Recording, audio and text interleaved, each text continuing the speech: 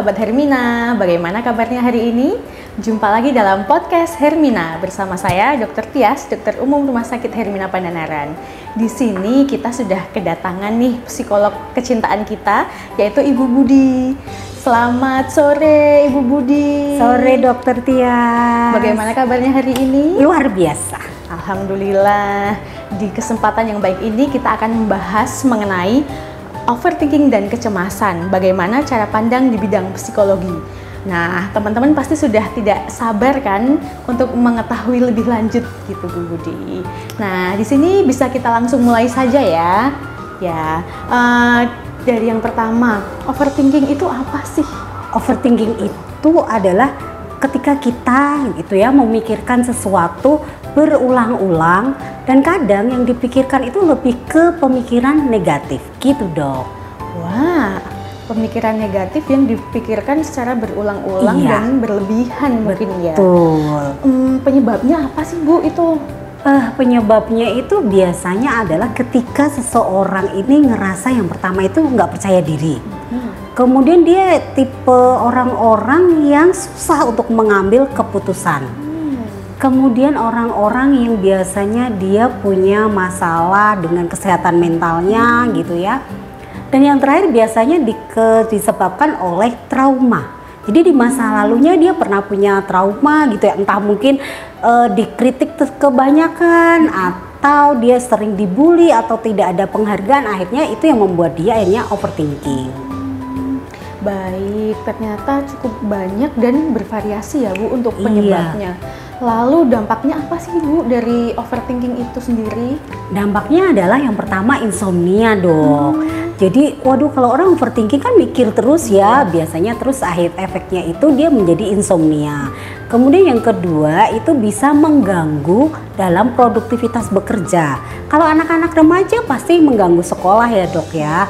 Karena apa? Karena dia mikir yang nggak jelas kan. Kadang sesuatu yang nggak harus dia pikirin terus, dipikirin terus. Kemudian yang lagi tren nih dok, biasanya orang kalau dia overthinking sekarang jatuhnya itu dia mengalami anxiety disorder loh. Kecemasan, gangguan kecemasan yang kadang berlebihan dok, gangguan kecemasannya gitu. Ternyata dampaknya bervariasi dan cukup serius ya Bu, dan bisa mengakibatkan gangguan aktivitas, mempengaruhi aktivitas sehari-hari.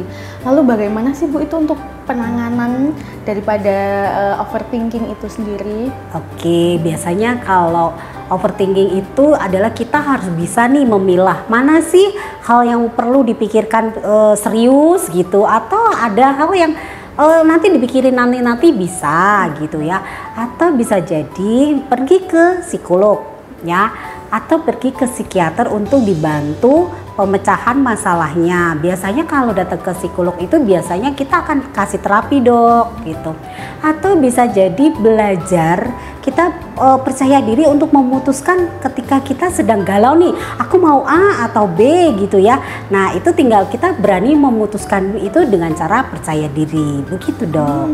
Wah ternyata di balik gangguan-gangguan tadi tentu saja ada solusi ya. Iya Bu pasti.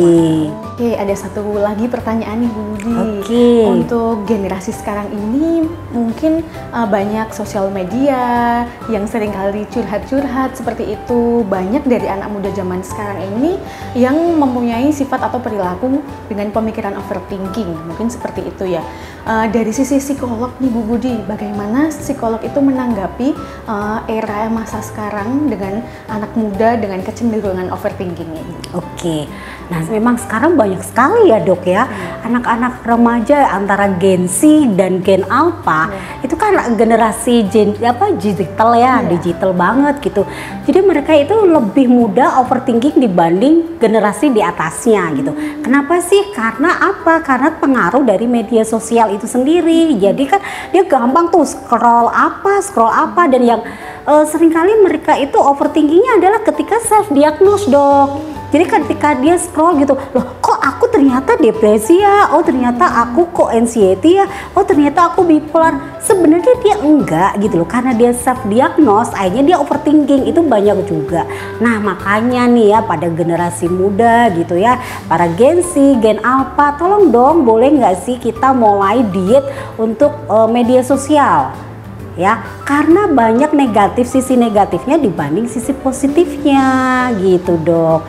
Karena memang menyedihkan sih, banyak sekali anak-anak remaja itu yang mengalami overthinking dan larinya tuh ke anxiety disorder dok. Ya efeknya itu dari sosial media. Oke, baik Bu Budi. Jadi banyak sekali ya faktor-faktor dan pengaruhnya. Kemudian anxiety ini kalau dibiarkan terus-menerus akan mempengaruhi kehidupan kita sehari-hari ya Bu ya. Iya. Sampai mungkin sulit tidur, mengganggu aktivitas dan sebagainya. Nah, bagi para sahabat Hermina di rumah, mungkin ada yang mempunyai perasaan atau pemikiran-pemikiran yang berlebihan seperti itu, jangan dipendam sendiri. Bisa kita konsultasi ke psikolog seperti itu. Jangan juga untuk self diagnose ya, karena sebenarnya di dalam tubuh kita itu sebenarnya nggak kenapa-kenapa, cuman pikiran kita aja yang terlalu berlebih ya Bu.